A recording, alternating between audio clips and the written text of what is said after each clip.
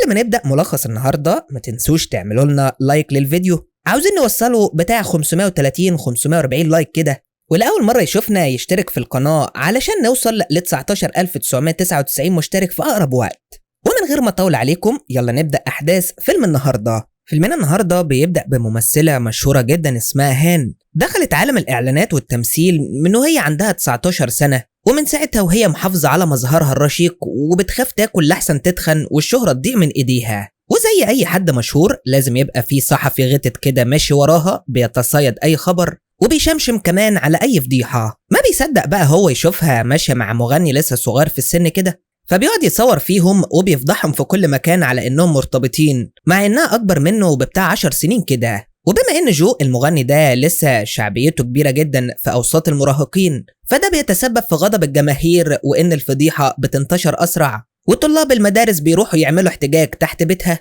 وبيفضلوا يشتموا فيها في الطلعة وفي الدخلة. دي بقى تبقى سو طالبة في المدرسة الإعدادية وعندها 15 سنة، وكل شغفها في الحياة بينحصر في التنس علشان بيهد حيلها وبيخليها ما تفكرش في حاجة. وبيبقى برضو عندها 3 صحاب مهتمين جدا بأمر جو المغني ده، وكأنه لو ساب هان هيجي يتجوز واحدة فيهم يعني. المهم انهم لما بيعرفوا خبر ارتباطه بالممثلة دي بيتقهروا على الآخر وبيفضلوا يعيطوا. فبتروح سو تقول لهم هو احنا مش اكبر من اننا نعجب بالمغنيين ولا ايه؟ ما تكبروا كده وتبطلوا عبط. وبتسيبهم وبتروح هي تعيط في الحمام علشان هي سترونج اندبندنت وومن. المهم بعد كده بيروحوا هما الاربعه على الاحتجاج اللي قدام البيت ده بعد ما جو نزل فيديو جديد كان بيعترف فيه ان هو اللي اعترف لها الاول، ويا ريت الناس تبطل هجوم وتخليها في حالها علشان كده غلط. اما بالنسبه لهان فما بيبقاش في دماغها اي حاجه من كلام الناس ده اصلا، وبتبقى قاعده فرحانه فوق بحظاظه جديده كده جابها لها هديه. وطبعا وقتها مدير اعمالها كان قاعد هيفرقع من جنابه بسبب المراهقه المتاخره اللي حلت على دماغها قدام عينيه دي. بس اللي بيحرق دمها فعلا هي التعليقات اللي بتقعد تقول انها فيك وعجوزه وكل اللي هي فيه ده بسبب عمليات التجميل، ومن كتر ما هي متضايقه بتقعد ترد عليهم واحد واحد،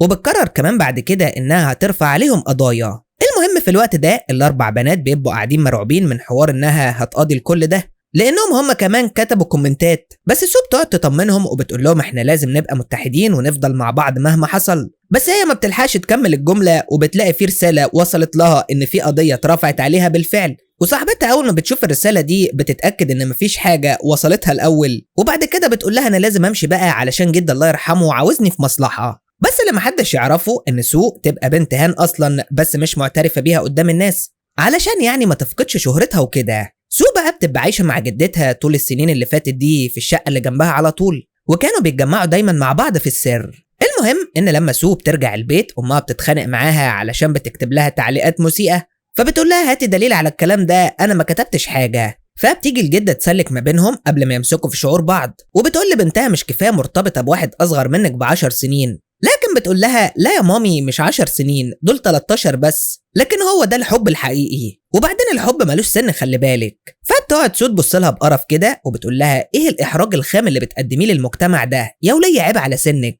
المهم تاني يوم بتقعد تنزل بوستات وتكتب لها كومنتات سخيفه كالعاده، وفجاه بتلاقي المدرب جاي يعرض عليها البطوله الجديده في التنس، وبيقول لها لو كسبت فيها هيتم قبولك بشكل رسمي في النادي الاساسي. بس لما اصحابها بيلاقوها زعلانه بيفضلوا يسالوها ايه اللي حصل، لحد ما بتقول لهم عادي يعني متخانقه مع امي وخلاص، وبتقترح عليهم يهربوا من المدرسه دلوقتي ويروحوا ياكلوا في اي مكان، وهم ما شاء الله ما بيصدقوا ويلاقوا مصيبه وبيروحوا فيها على طول. بس خبر هروبهم ده بيتعرف واداره المدرسه بتتصل بام سو علشان تبلغها، بس بما انها نجمه مشهوره فما بتقدرش تدخل هناك بسبب الطلاب، وبتبعت جدتها تحضر بدلها، وهي ما شاء الله بتروح لهم بفستان سواريه احمر. يعني هي تقريبا كانت فاهمه غلط، ده استدعاء ولي امر مش حنه شيماء. بس عموما يعني كتر خيرها انها راحت وحلت المشكله كمان. ولما بيرجعوا للبيت بيفضلوا كلهم يهزقوا في بعض، وسو بتقول لامها كان ممكن تجيبي لي واحده زي اللي انت لابساها دي عادي على فكره، انت مش فقيره يعني، وبعدين مش لايقه عليكي خلي بالك. فبتقول لها اولا دي هديه انا ما اشتريتهاش، وثانيا انا كل حاجه بتليق عليا. فبتقول لها لا مش كل حاجه اكيد يعني، اكبري بقى وعيشي سنك علشان انا زهقت منك. وبتفضل وقتها الجده قاعده صابره وبتطبق في الغسيل لحد ما بتتخانق منهم هما الاتنين، وبتقوم سألاهم انتوا ما تعرفوش بكره ايه في ايام ربنا، وبتقوم سايباهم وماشيه بعد ما بتلبسهم الغسيل في وشهم. بس هم اساسا ما بيبقوش عارفين فعلا ايه المناسبه بتاعت بكره دي يعني. لكن بعد تفكير طويل بيفتكروا انه عيد ميلادها، فبيقعدوا يتفقوا هيعملوا ايه بالظبط في اليوم ده.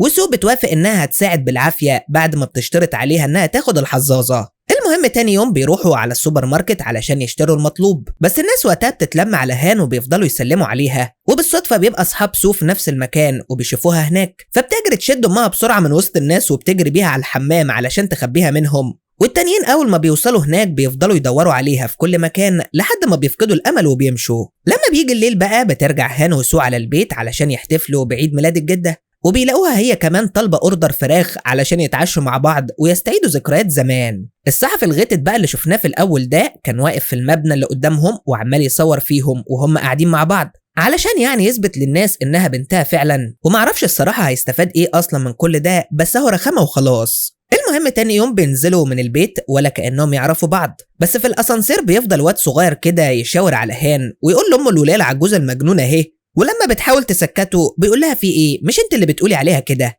المهم انها بتنزل تركب عربيه الشغل وسو بتروح على مدرستها، وبرضه الصحفي كان ماشي وراهم لسه بالكاميرا، ما كانش الصراحه سايبهم في اي مكان خالص. على العموم بعد شويه كده بياخد الصور اللي جمعها وبيطلع على المكتب علشان يخترع المصيبه الجديده، وبيفضل يسجل معلومات عن كل كبيره وصغيره في حياتهم في الدفتر اللي معاه ده، وبيطلع بعد كده على المكان اللي هي فيه علشان يقابلها، وبيسألها انت ليه مقربة قوي كده من البنت اللي جنبك في البيت، هي اختك صح؟ فبتتف عليه القهوة اللي كانت بتشرب فيها، لكن بتقعد تعتذر له يعني ان ده حصل بالغلط، وبتسيبه مشغول في تنظيف البدلة وبتمشي. ولما بتقابل مدير اعمالها بتسأله اذا كانوا يعرفوا يسكتوه ولا ايه النظام، لكنه بيقول لها انه مش هيقبل اي رشوة لانه بيسعى ورا الاخبار الحصرية وبس. المهم في البيت بتبقى سو راجعة من المدرسة عادي جدا، وبتعرف ان جو هو اللي راكب معاها في الاسانسير بسبب الحظاظة اللي في ايده، فبتخبي بتاعتها بسرعة علشان ما يعرفش انها بنت هان، وبتفضل تقرفه منها وتقوله دي كانت سكرانة امبارح وبهدلت الدنيا هنا، ده غير الرجالة اللي بتجيبهم كل يوم، وبيفضلوا يرقصوا ويحتفلوا لحد ما السقف قرب يقع عليهم. بس الكلام ده ما بيدخلش عليه وبيطلع على فوق برضه، وهي اساسا هتبقى هتموت من الفرحة انها اتكلمت معاه بس. المهم بعد شويه كده جدتها بتقول لها انا رايحه الم الغسيل بتاع هان، فبتقول لها عيب يا تيتا تروحي وانا موجوده، هو خلاص عقوق الوالدين انتشر ولا ايه، والله ما حد رايح غيري. وبتطلع على هناك بسرعه بس بتلاقي النور كله مقفول، فبتخمن انه اكيد خلاص مشى، بس بتتفاجئ انه لسه هناك لما بتسمعه بيتكلم في التليفون، فبتجري تستخبى ورا الترابيزه بسرعه قبل ما يشوفها، بس بيطلع هو كمان عاوز يعمل لهان مفاجاه وبيجري يستخبى جنبها. هي بقى بتحاول تستغل الفرصه وتهرب، بس بتتقفش وامها بتعملها اسوأ معامله على اساس انها حراميه علشان يعني ما تتكشفش قدام جو، فبتطلع على بره بسرعه وهي عماله تعيط وصعبان عليها نفسها جدا، بس علشان تتخلص من الطاقه السلبيه دي بتروح تلعب تنس لوقت متاخر من الليل. ساعتها بقى بتقلق عليها جدا وبتروح تشوفها في شقه امها، بس بتتفاجئ انها مشت من بدري جدا وبتعرف الحكايه اللي حصلت كلها، فبتمسك بنتها تهزقها علشان كان المفروض تطرد الواد اللي معاها مش بنتها، بس هي اساسا هتعمل كده ازاي وهي ام غير مسؤوله وما بتحبهاش اصلا. على العموم لما بترجع سول البيت بتدخل في سريرها على طول وبتفضل بقى تحلم بكوابيس مرعبه جدا بالنسبه لهم. وتاني يوم بيجي وبتبقى هان قاعده تتدرب على الفيلم الجديد، بس مش بتلاقي حد يساعدها وامها كمان مش عارفه تلبس الشخصيه، فبتروح ترشي سوق ب50,000 ون كده علشان توافق تقرا معاها السيناريو، بس ساعتها بتتفاجئ ان عندها موهبه تمثيل جباره وما بتصدق تطلعها، وجدتها بتفضل تطبل لها كمان وبتقول لها ده انت بتتقمصي الشخصيه احسن من امك ذات نفسها. على العموم في يوم تاني كده بتبقى سو واصحابها قاعدين في المكتبه بتاعه ام صاحبتهم، لكن بيلاقوها اتعصبت مره واحده وبتاخد الفاس وبتطلع تجري على بره بسرعه، فبيروحوا وراها وبيلاقوها مثبته الصحفي كيم لانها لاحظت كذا مره انه واقف يصورهم من بعيد، وهي كانت متوقعه انه منحرف محتاج يتربى من اول وجديد ولا حاجه. وكمان البنات ما بيصدقوا يلاقوا اي لبش وبيطلعوا يجروا وراه في الشارع بسرعه. بالصدفه بقى النوتة اللي كانت في جيبه بتقع على الارض، فبتاخدها سو بتطلع تجري على البيت بسرعه لما بتقرا اللي مكتوب فيها، وبتقول لامها ان الموضوع خطير جدا، فبتقول لها ببرود خلاص انا هبقى اشوف الموضوع ده، روحي نامي انتي. بس سو بتبقى ذكيه جدا ويمكن ده سبب تعبها في الحياه، وبتقعد تفرغ الكلام اللي مكتوب في النوتة على ورق لانها كانت عامله حسابها ومصوراها قبل ما تديها لامها، لكن لما بتشوف المعلومات اللي مكتوبه بتتضايق جدا وبتفضل بقى تعمل فيه مقالب لحد ما بيطلع يجري في الشارع وهو غرقان ميه. وفي عز ما هي مبسوطه كده ان خطتها نجحت، جو بيجي يقفشها من الاسوره اللي في ايديها وبيجرها على العربيه علشان يحقق معاها، بس هي بتقوله ان في حد اداها لها وهي مش غبيه يعني علشان تسرق حظاظه ملهاش لازمه، بس هو مش بيقتنع بالكلام ده وبياخدها من قفاها على السينما، لان كده كده هان جايه بعد شويه وهي صاحبه الحاجه وهتقول الحقيقه كلها. اول بقى مهام بتوصل بتتصدم لما بتشوفها قدامها اصلا، فبتسبق سوب الكلام وبتقول لها انا سرقت دي منك، بس هي بتلم الموقف يعني بطريقه احسن وبتقول له انا اللي اديتها لها علشان اخلص من زنها لانها كانت بتضايقني في كل مكان. وبعد كده بتوجه كلامها لسو وبتقول لها يلا قومي امشي دلوقتي، بس هي بتقول لها همشي ليه مش فاهمه، ما هو اللي جابني لحد هنا، انا اقعد اتفرج على الفيلم. فبتتضايق منها جدا وبتقول لها تصدقي انك بنت بجحه، طب امشي بقى اقعدي في اخر صف مش عاوز اشوف وشك. وبتفضل التانية طول القعده تبص لها بقرف لحد ما بيقوموا يمشوا. المهم تاني يوم في المدرسه بتبقى سو قاعده مع اصحابها كالعاده، بس فجاه بتلاقي صريخ غير مبرر علشان اتقبلوا لحضور تجارب الاداء بتاعه الفيلم الجديد للمخرج كيم. في الوقت ده بتبقى هام بتصور اعلان جديد وبتاخد جفت ملابس رياضيه كده من الشركه، فبترجع بيه للبيت علشان تديه لسو اللي بتقول لها ايه اللون الاصفر المعفن ده، انت فاكراني كتكوت جايبه لي لبس رياضي اصفر، ده انا اخر انام بيه وهبقى مكسوفه كمان لحسن حد يشوفني بيه في الحلم. بالصدفه بقى هان بتشوف عقد بطوله التنس بتاع بنتها، وطبعا بيبقى مكتوب فيه بريدها الالكتروني، فبتدخل تبحث عنه لاول مره في حياتها، بس بتتفاجئ ان البنت منزله بوستات بتقطع القلب حرفيا. بس المهم يعني انها بعدها بتبقى قاعده تدور لها على احسن مدرسه اجنبيه علشان يعني تسفرها على هناك، قال ايه هتعوضها. بس لما امها بتشوف الورق ده معاها بتنفجر في وشها وبتهزقها كل التهزيق اللي كان متحوش جواها بقاله سنين، وبتقل من كرامتها في الارض على الاخر. المهم تاني يوم الصبح سو بتبقى رايحه ترمي الزباله عادي جدا، وبتشوف وقتها الورق قدامها في الزباله، فبتاخده تلقي عليه نظره، بس بتتصدم ان امها طول الفتره اللي فاتت دي كانت بتخطط انها تسفرها بره البلد علشان تخلص منها. وطبعا بتفضل طول اليوم زعلانه جدا، وحتى لما اصحابها بييجوا يهزروا معاها كالعاده بتتخانق معاهم وبتسيبهم وبتمشي. وكمان لما بترجع البيت بتفضل تتخانق مع امها وتقول لها انا ما عنديش اصحاب ولا احلام بسببك، ابعتيني بره البلد زي ما انت عاوزه، وانا متاكده ان اي مكان غير هنا هيبقى حلو جدا طول ما انا بعيد عنك وخلاص. فبتسيبها وبتخرج تعيط بره مع نفسها لانها كانت بتحاول تصلح الامور ما بينهم، بس غصب عنها بوظتها اكتر. المهم تاني يوم بتروح سو على المدرسه وهي فاقده الشغف في الدنيا كلها، بس اصحابها بيروحوا يصلحوها على طول اول ما بيوصلوا، وبيروحوا بعد كده هما الثلاثه على تجارب الاداء بعد المدرسه. وسو اساسا وقتها بتبقى رايحه تشجع بس هما بيدخلوها معاهم بالغلط، وبتتفاجئ ان امها من ضمن لجنه التحكيم. المهم ان كل واحده بتأدي الدور اللي كانت مجهزاه، والمخرج وقتها كان مستحملهم بالعافيه لحد ما يخلصوا يعني علشان ما ينفعش يقوم يرنهم علقه في اللوكيشن. لحد بقى ما بيجي الدور على سو بتقول لهم انا عاوزه الفنانه تساعدني في الدور بتاعي، وبتقول لها بقى كل اللي كان نفسها تقوله بقالها 15 سنه، وهكله في الاخر تحت اسم تجربه الاداء. والصراحه من كتر ادائها الاوفر بتخلي كل الحضور يعيطوا من كتر ما هي ممثله جامده جدا، وأدت كمان الدور بعبقريه نادره. بس هي في الاخر بيصعب عليها نفسها جدا وبتطلع تجري من المكان وهي عماله تعيط، وبتطلع على مطعم اكل مشطشط كده علشان تعيط براحتها هناك من غير ما حد ياخد باله. بس اصحابها مش بيسيبوها وبيروحوا كلهم يسهروا في المكتبه مع بعض بعدين. وفي الوقت ده بتبقى هان نفسيتها تعبانه جدا وهيغمى عليها من كتر ما هي حاسه بالذنب ومتاكده انها خلاص خسرت بنتها. وفي لحظة صراحة مفرطة بتقرر خلاص انها هتصارح جو بكل حاجة، وبتقول له البنت اللي ساكنة في البيت اللي جنبي وشفتها عندي قبل كده دي تبقى بنتي. وعلى الناحية التانية بتبقى سو بتمر بنفس لحظة الصراحة المفرطة، وبتقول لاصحابها بكل اريحية ان هان تبقى امها الحقيقية. في الوقت ده بيبقى كيم مستخبي بره وبيسجل لهم كلامهم علشان يطلع منه بمعلومات تفضح هان، وبما ان السر ان اوانه انه يتكشف خلاص بيعرف ان سو تبقى بنت هان وبيسجل لها بالصوت كمان. بتقعد بقى كل واحدة فيهم تحكي احزانها وهي بتعيط على اللبن المسكوب، وبيعيطوا كمان بالمرة على اللبن اللي هينسكب احتياطي، لحد ما فجأة بيسمعوا صوت خبط ورا الباب،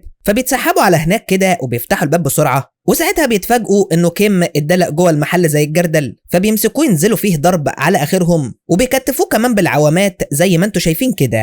اما بالنسبه لهام بقى فبترجع للبيت وهي مقرره انها خلاص هتبقى ام مثاليه من هنا ورايح، واول حاجه هتعملها هي وجبه لبنتها علشان تاخدها معاها المدرسه. وبتفضل طول الليل حرفيا تحاول انها تعمل واحده بس صح، وكويس اساسا انها كانت عامله حسابها وجايبه كميات كبيره، لانها بتفشل فشل ذريع وبتبوظ بتاع 20 واحده كده علشان توصل لواحده مقبوله. المهم انها عقبال ما تخلص كده بيكون النهار طلع خلاص، فبتدخل تصحي سو علشان تروح المدرسه، بس بتتفاجئ انها مش في اوضتها وما كانتش بايته في البيت اصلا. وسو في الناحيه التانيه لما بتصحى وبتفتح التليفون بتلاقي امها رن عليها بتاع 55 مره، ده غير رساله من النادي الرياضي بتاكد على المباراه بتاعه بطوله التنس النهارده. وقبل ما تفوق وتستوعب هما فين اصلا بتلاقي ام داخله تضرب فيهم علشان ناموا في المحل وبتطردهم كلهم بره.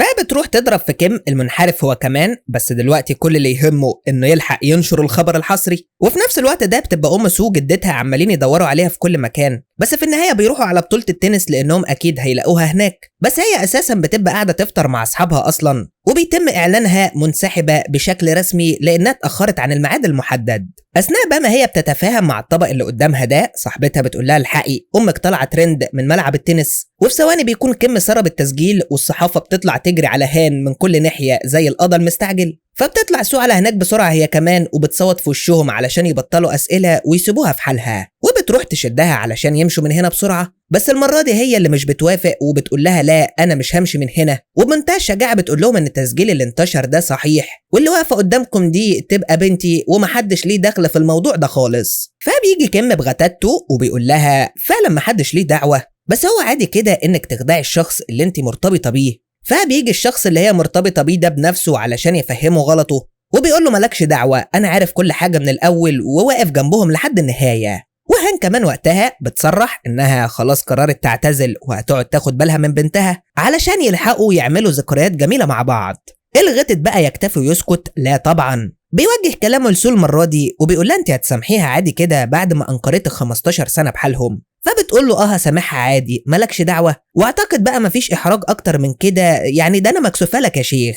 وعامة بعد اللحظات المؤثرة دي ما بتخلص بيرجعوا للبيت كلهم مع بعض، وبعد كام شهر بنشوف هان في السوق من غير نضارة شمس لأول مرة في حياتها، لأنها ببساطة اعتزلت النجومية خلاص وما بقتش محتاجة تنزل متخفية، وهي بتشتري كيسين مكرونة قلم وعلبة لبن. ولحد هنا بيخلص الفيلم على كده. لو وصلتوا لحد النهاية ما تنسوش تعملوا لنا لايك للفيديو وتكتبوا لنا كومنت جميل زي ما بتعملوا دايما، واللي أول مرة يشوفنا يشترك في القناة علشان يشوف كل الملخصات اللي جاية. سلام.